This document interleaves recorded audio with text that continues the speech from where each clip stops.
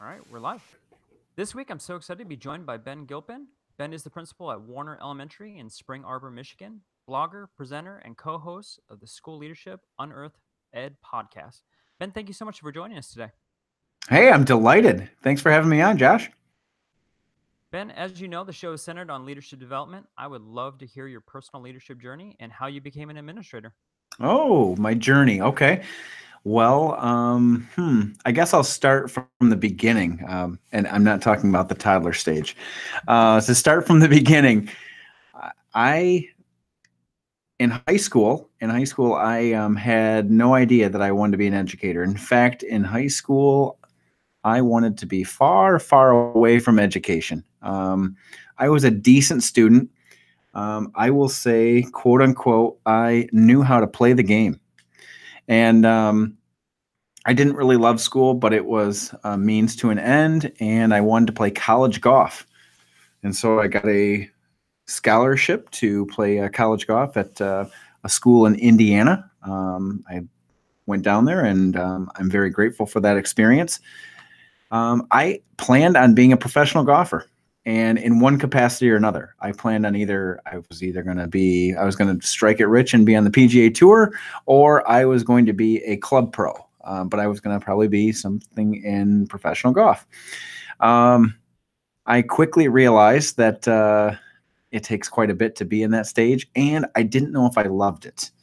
So I still remember I was in a small town in southern Michigan with my girlfriend, who's not now my wife, and I was also with my parents, and we were basically brainstorming what am I good at and what would I want to do basically when I graduate. And I'm in college at this point. So, as an educator, keep in mind that so often I hear other educators say, "Well, what are you going to be when you grow up?" Here's the thing. I didn't know what I was going to be when I was going to grow up until I got into college. So that is not a question that I typically ask kids because I know where I stood. Um, I basically did this gigantic pros and cons of what I'm good at. And one thing I loved is I loved working with people. And I always felt like I was great working with kids because some of my summer work was doing camps, working with kids in sports, whether it's basketball, golf, football, soccer, whole different varieties. I always really enjoyed working with kids. And at that point, I thought, you know what? I could be a teacher. I think I could probably be a really good teacher. And so then I started with my classes, and um, I'm just had a phenomenal experience. One of my greatest experiences as a college student was in Fort Wayne, Indiana, inner city Fort Wayne, Indiana. And there was a shop teacher that just blew my mind. He connected with the kids in a way I'd never seen happen before. And I still remember, I mean, this is decades later. I look back and I think to myself, there's a big part of what I watched in those practicum classes that I thought, that's who I want to be. And my guess is if you're in education, you've got somebody along the way that influenced you like that. And that just so happened to be in my college practicum classes in Fort Wayne, Indiana. So, um, and then I guess I decided to come back to Michigan, and I interviewed. I was very, very fortunate. I interviewed 4 times. I interviewed for a first grade, a third grade, a fourth grade, and a fifth grade position. And not saying this to brag, I'm just saying this just to basically state the facts. I had 4 offers to teach, and they were all at different districts. And here's the kicker: I decided to go back to the school that I was a student. So I went and I was a fifth grade teacher at a small school in southern Michigan, which is exactly the same school I was a student. I taught across the hall from my own teacher in fifth grade. Yeah, so it was a great experience, but it was also bizarre because in some respects I was treated like a professional, and in other respects I was still a kid. Sure. Um, Handful of years in, then I decided I thought I could maybe get my master's and figure out what's next. And I had one teacher in particular Her name is Sherry, and Sherry basically said, "You are going to be an amazing leader." And she kept nudging me. And I still look back today and say, she saw leadership qualities in me before I even saw them in myself. So I'm grateful for Sherry's push.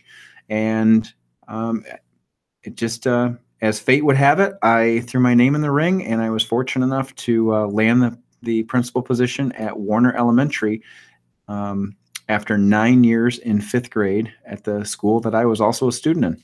Oh, wow. So You went straight from a teacher to a principal? I did. Yep. So that's quite a jump there. So, in your new role as a principal, what was the largest misconception as you began your administrative experience? Okay, so let me put this out there for you. I was 32. Oh, wow. I was 32 and I had a principal position. I had one teacher on staff that was younger than me. How do you think that went? Yeah. I was the outsider. I was that was really interesting. So that my biggest misconception, my biggest struggle, my biggest misconception was clearly discipline. And I became principal at a school that I was not that familiar with. It was fairly close. It was only about 20 minutes from where I was teaching, but I was the outsider, and discipline was definitely the number one thing, because as the principal, the traditional method years ago was the iron fist. And okay, if you're in the principal's office, you're going to spend a lot of time in the principal's office, and you're going to deal with discipline, and you're going to call parents. And when kids misbehave, you are going to hand down the consequences. That was not my style. I wanted to be in the classrooms. I wanted to be with the kids. I wanted to get to know my teachers. And I believe I really made some people uncomfortable because I did not want to be the quote unquote traditional principal. Building trust took time, honestly took time. And I was also this 32-year-old kid that how much could I really know? So that's yeah, it was years 1 and 2. Years 1 and 2. I wouldn't ever take them away, but I would never want to do them again. Sure. Yep. That makes sense. And so, as an administrator, what was one area that you wanted to change in education? Something I want to change in education. Let's go big. Joshua, I would say getting rid of grade levels. Right now, I feel like grade levels kind of restrict, and if you think about it, and you've got 5 kids, so I think you see this all the time too. Kids develop at different rates. You might have a child walking at 9 months, and another one might be walking at 15 months. You might have a child potty trained at 2 years old, and it might be the next one might be 4.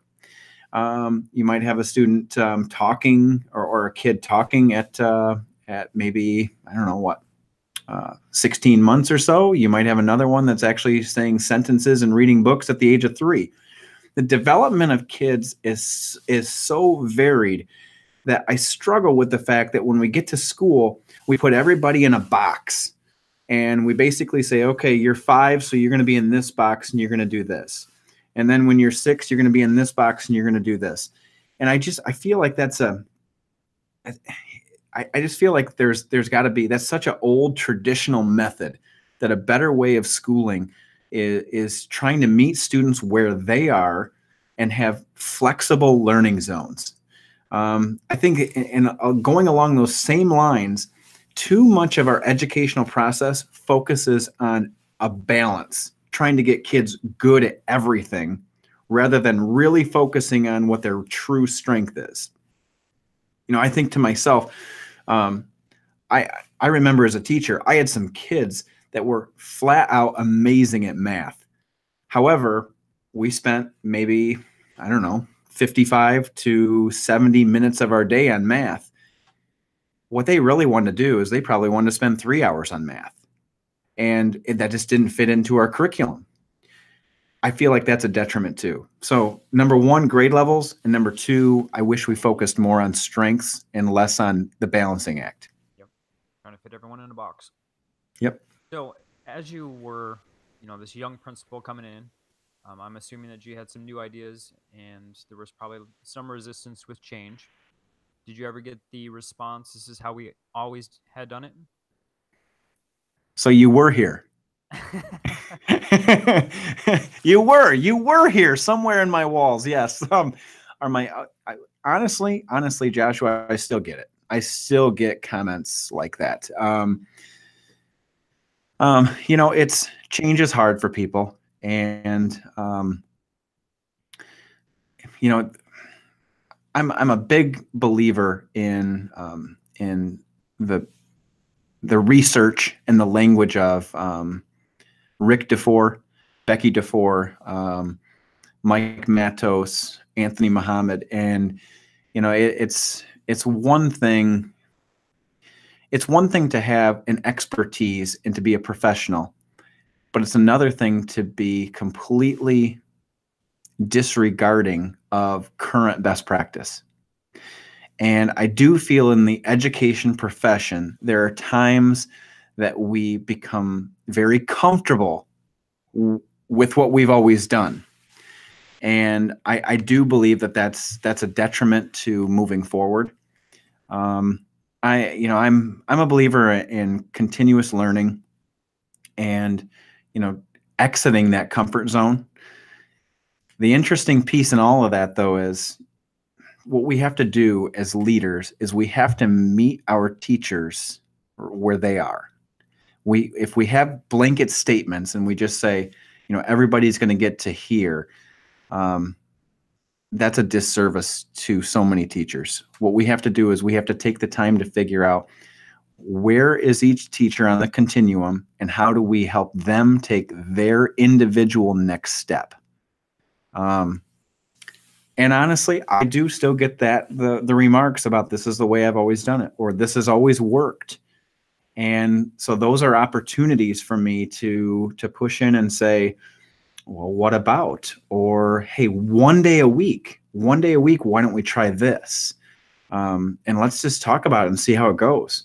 The other part is when it doesn't go well, sticking with it and not just, that was a one-shot deal and I'm going to give up on it. Because I think that sometimes happens too with teachers. And it's really because, and I'm going to make a blanket statement, which I don't like to do, but a lot of teachers were great students. And I think that means that they really want to do well and they want to do well the first time.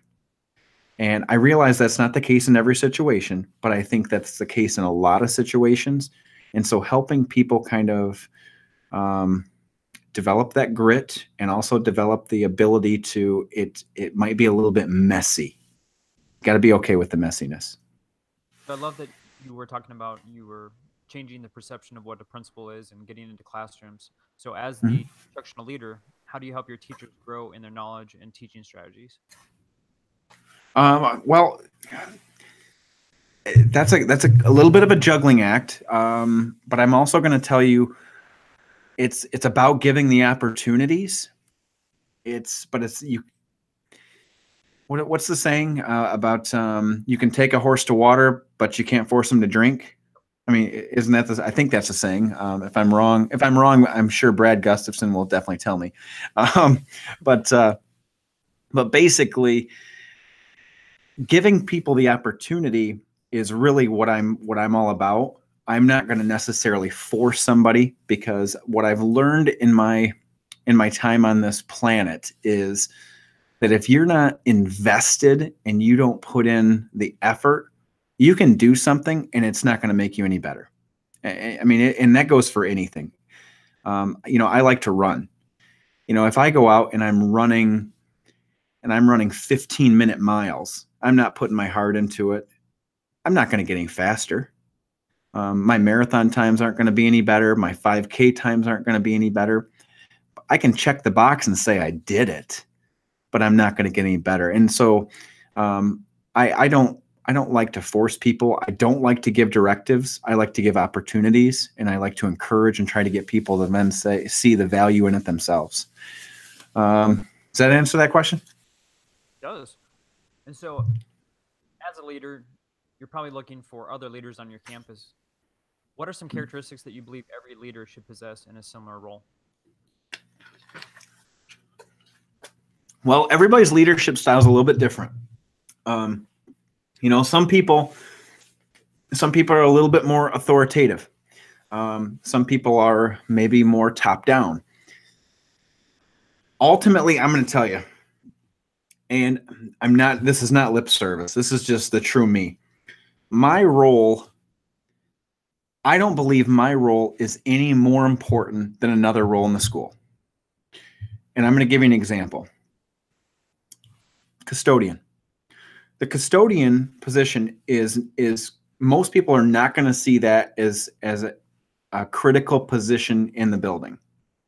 I would say it's extremely critical, because if the custodian doesn't do their job, that's going to impact every single classroom, and in all likelihood, it's also going to impact the learning environment as well, especially when in an elementary, when you're going to have kids on the carpets in the mornings. If I'm not here on a given day, let's say Thursday, tomorrow, whatever, I don't happen to show up, I'm sick tomorrow, the school building will still go on. It will still function.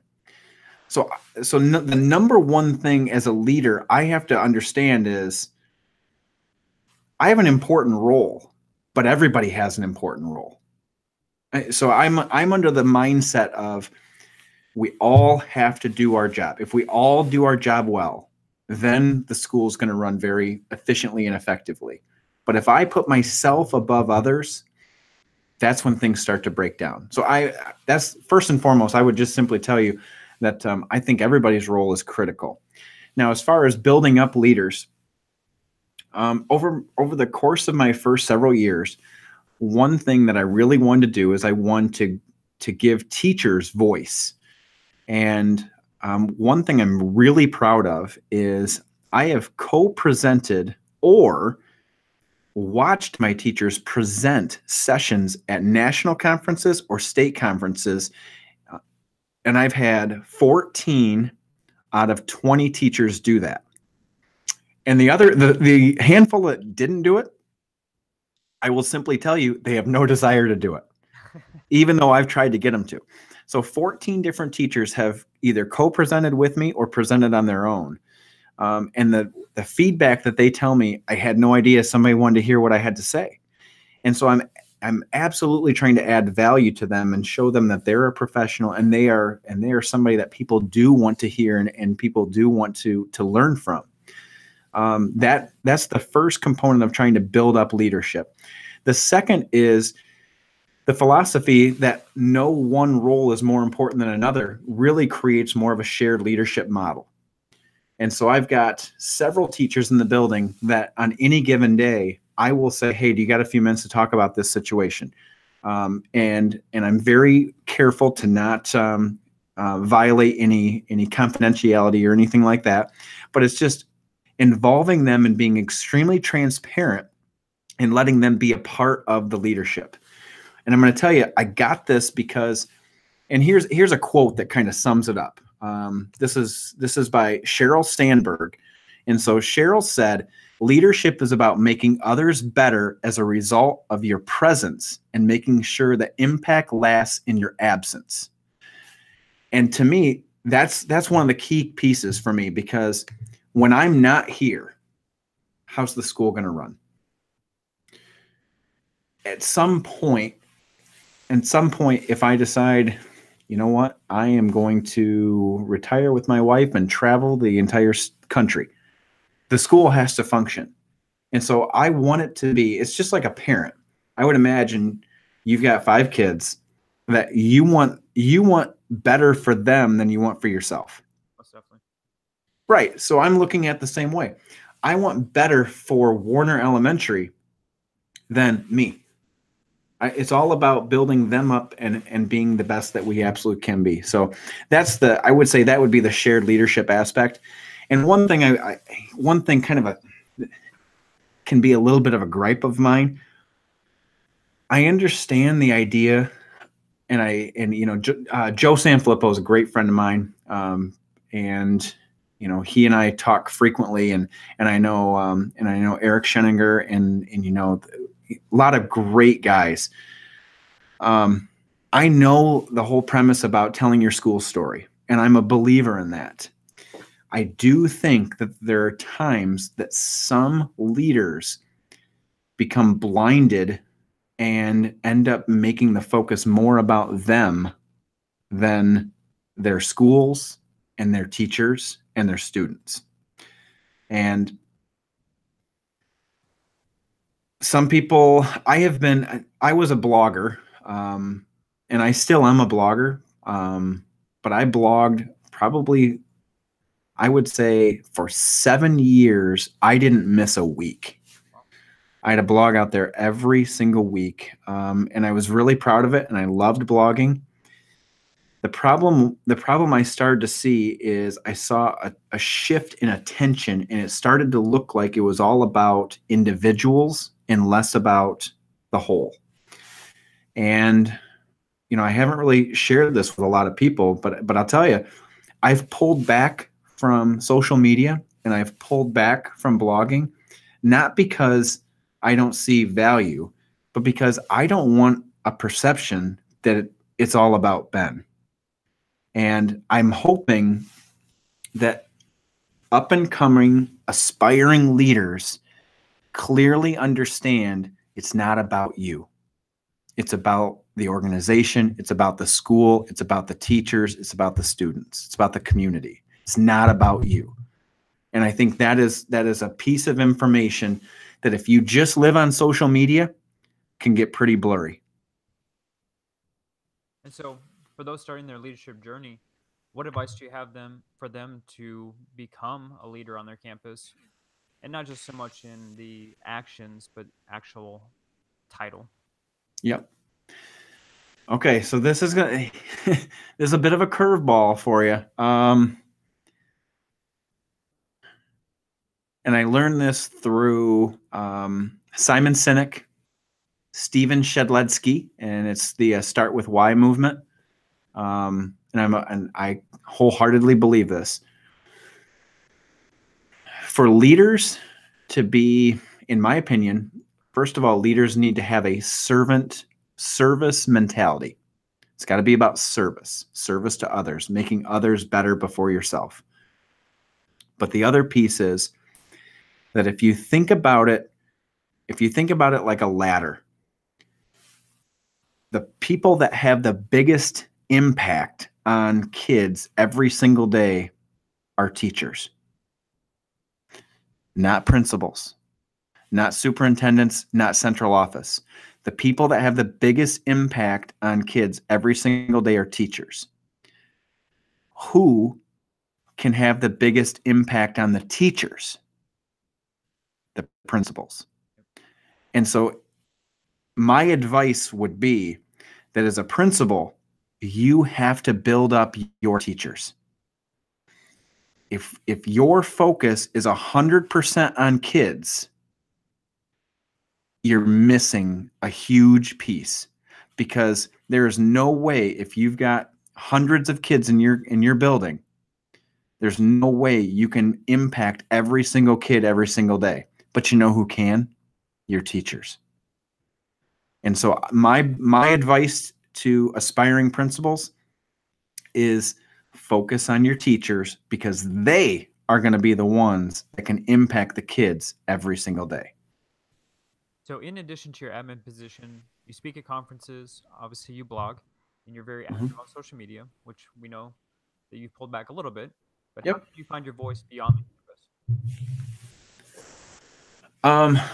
My voice. Well, it started with blogging. My journey began as I've shared with you. My first couple of years were not the easiest years, and I still remember it like it was yesterday.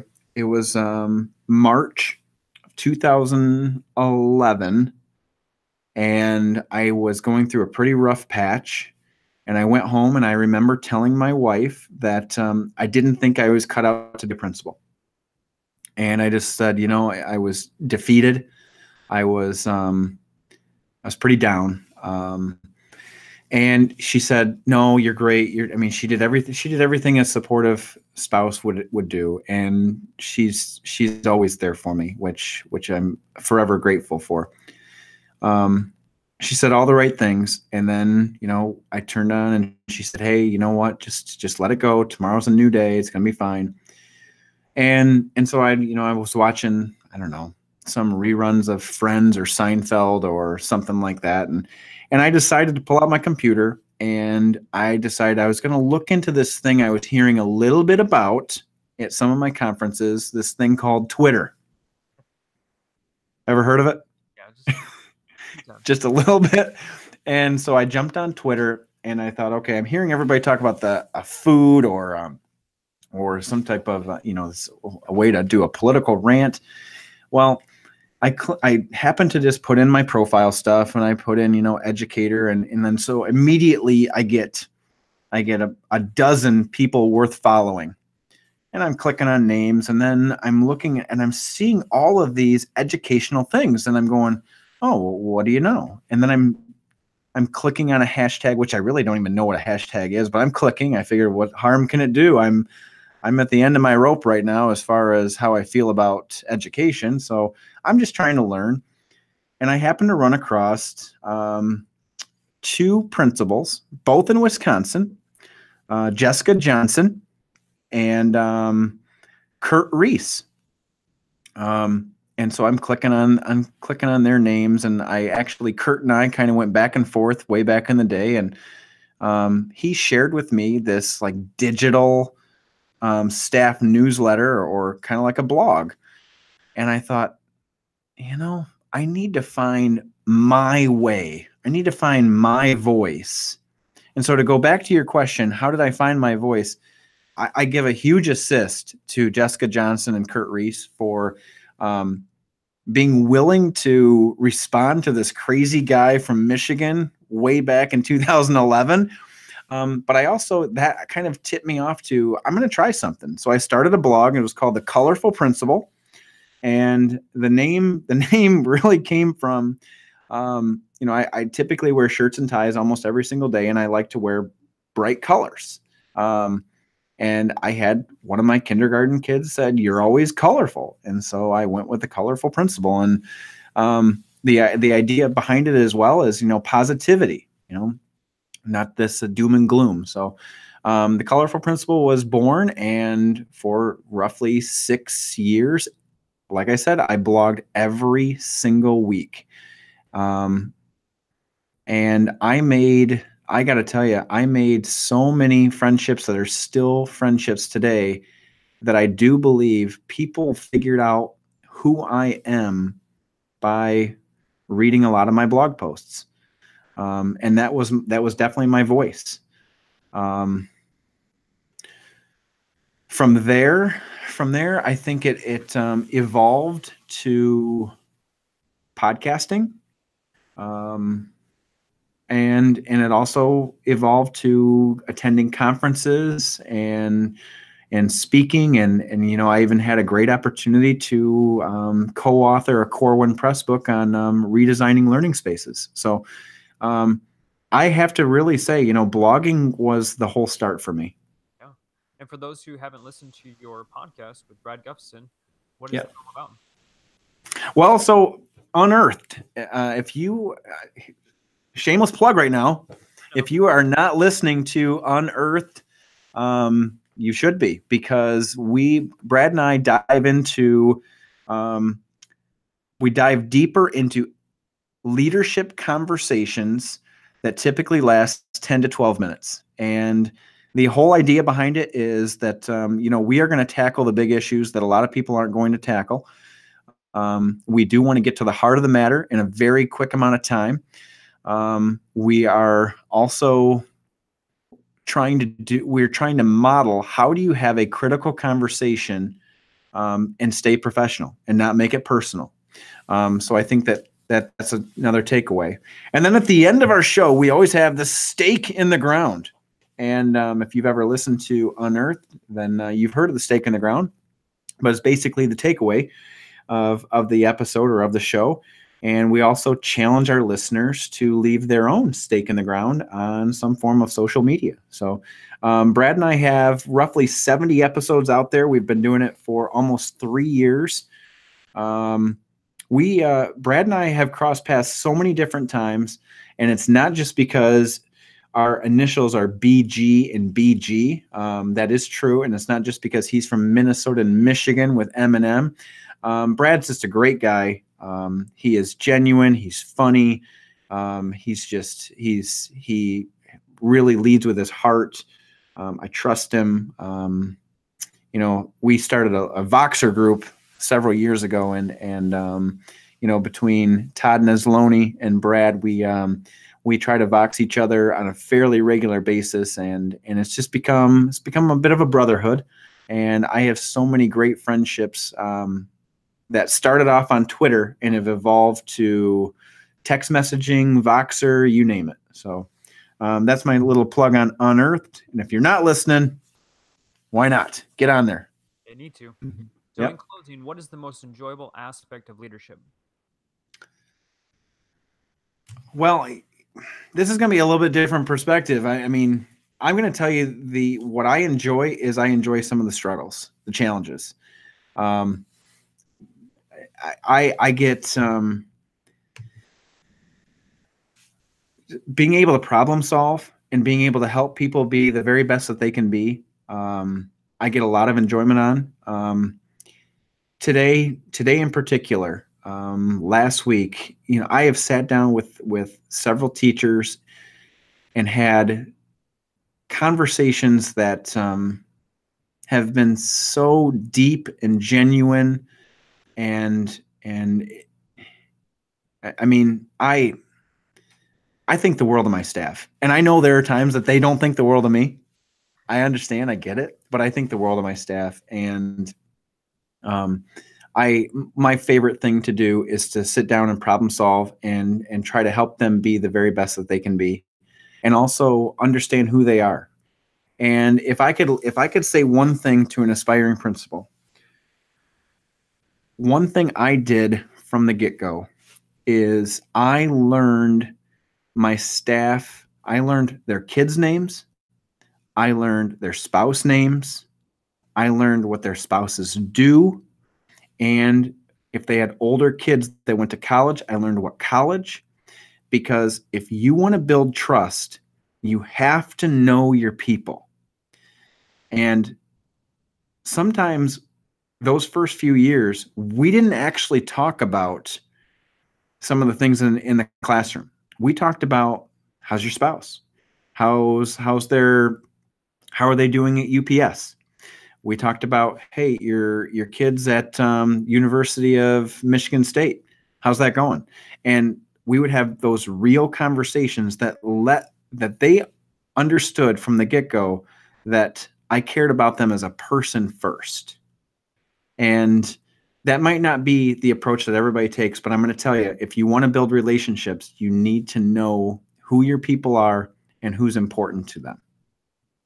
How can our listeners connect with you on social media? Social media, pretty easy. On Twitter, at Benjamin Gilpin. It's BenjaminGilpin. On Voxer, it's the same thing, Benjamin Gilpin.